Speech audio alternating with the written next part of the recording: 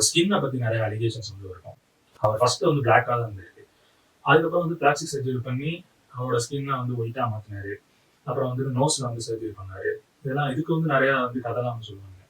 ஒண்ணு வந்து என்னன்னா, இவர் வந்து ரேசிஸ்ட், இவருக்கு வந்து பிளாக் பிடிக்கல, அதனால ஒயிட் ஆகணும்னு நினைச்சு அதுல வந்து வெளியே வர பாக்குறாரு அப்படின்னு சொல்லிட்டு ஒரு அலிகேஷன் வந்து வச்சாங்க.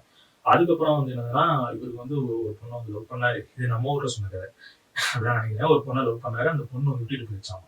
அதனால வந்துட்டு அந்த பொண்ணு மாதிரி தன்னோட வந்து பாடி வந்து மாத்தணும்னு நினைச்சு அந்த பொண்ணோட ஸ்கின் எடுத்து இவர் வந்து வச்சுக்கிட்டாரு.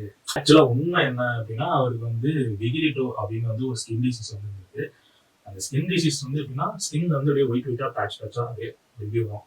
ஸோ அது வந்து ரொம்ப அதிகமாக அவர் வந்து பிளாஸ்டிக் சர்ஜரி பண்ண வேண்டிய கட்டாயத்துக்கு வந்து அவர் இருந்திருக்காரு. ஏன்னா அப்போ நான் வீட்டு தான் இருந்தேன். அப்போ சின்ன வயசு தானே. அப்போ போயிட்டு கூகுளில் போய் என்னால் பார்க்க முடியல.